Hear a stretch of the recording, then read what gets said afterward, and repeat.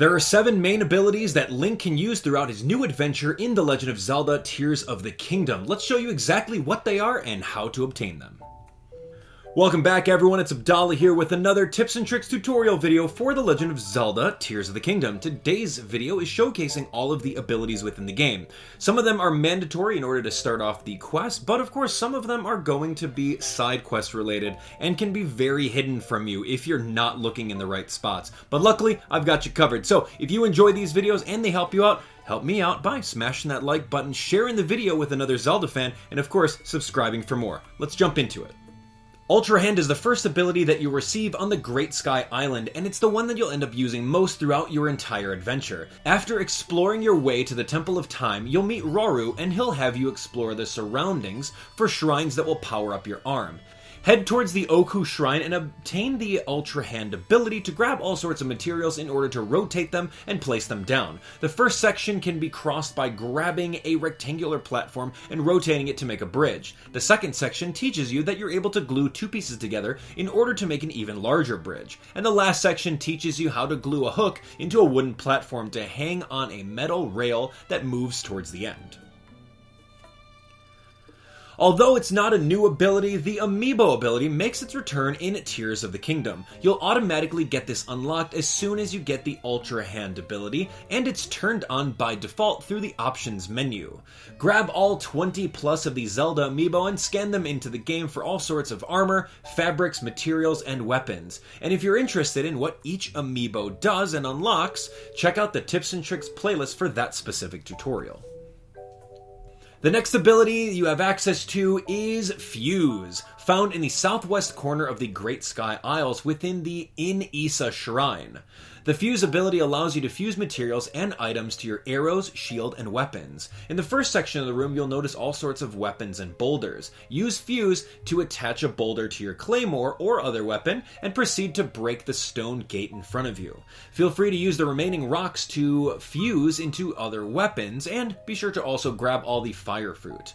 Fuse the fire fruit by drawing your bow with the ZR button, then pressing up on the D-pad to scroll through all available arrow fusions. This will turn into a fire arrow that you can launch at some leaves on the wall to drop a chest. The next area is going to be a battle with a Zonai construct, and ironically enough, it has the ability to fuse. Shoot a fire arrow at the leaves under it, and proceed to battle with your powered up boulder weapons to finish the shrine. After climbing up the snowy areas of the southeast Great Sky Island, you'll come across the Gutenbach Shrine, which will unlock the Ascend ability. Immediately upon entering the shrine, you'll notice some stone columns in which you can stand under, so proceed to use the Ascend ability to rise through the stone and make your way to the top. The only limits of Ascend is that you need to be directly under a solid object and have the cursor turn green if you're able to fully ascend through it. There's also a height limit to Ascend, so as long as you see that green cursor, you're good to go.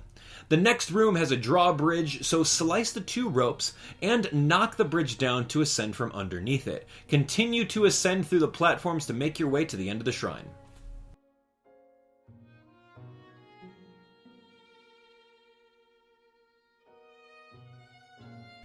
Head back to the Temple of Time after you've unlocked Ultrahand, Fuse, and Ascend in order to trigger a cutscene with Zelda where she gives you the Recall ability. With Recall, you're able to reverse specific objects' path, and in this puzzle, you'll have to reverse the spinning platforms in order to make it through.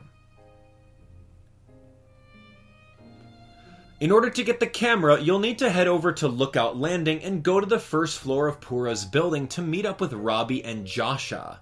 They're on an expedition to take pictures of things within the depths, and after chatting with them, you'll receive a quest called Camera Work in the Depths. Walk towards Hyrule Castle and you'll find a red glowing crater that leads to the underground depths, so jump right into that. Once you land to the very bottom of the depths, you'll have to navigate to the nearest light route, which is the Iasusis light route. Now keep in mind, each and every light route is literally the shrine's name spelled backwards. So yeah, have a good time pronouncing all those. Anyway, those will provide a little bit more light for the area, and you'll be able to see where you're going on the map as well. You'll find Robbie right near there, so talk to him in order to unlock the camera app. Take a picture of the nearby statue, then travel back to Joshua in the research lab. Show her the picture in order to finish the quest. Now you'll have a camera to take a picture of everything in order to fill in the Hyrule Compendium. Now, auto build is going to be a brand new feature that will help you out tremendously, especially if you don't have Zonai parts. In order to unlock the auto build ability, you'll need to explore the depths for the Great Abandoned Central Mine, found west of the Eastern Abbey and northeast of Mount Hylia, but underground. There are a few chasms nearby there, so feel free to jump from any of those spots. Once you find the Great Abandoned Central Mine, talk to the researchers nearby to discover that they've been researching the great power of auto build. Activate the glowing green hand pad and the construct will give you the auto build ability. Fix the vehicle on the left by rotating the wheel and putting it back onto place, and then you'll be shown how exactly to replicate that build by choosing auto build and hovering over the area to make the exact same vehicle, but you'll be paying in Zonite for it. After doing so, Master Koga from Legend of Zelda Breath of the Wild will show up and get upset that you took his ability and challenge you to a battle in order to snatch it back. In his battle, you'll see him ride a monster truck with a spike front, so simply run behind him and climb up the back in order to knock him off the vehicle. Watch out for his high-speed driving as he can easily run you over. The battle isn't too hard, so keep sneaking up on him and attacking. Once you beat him, he'll fly away and give you a side quest to potentially tail him and see what else he's up to.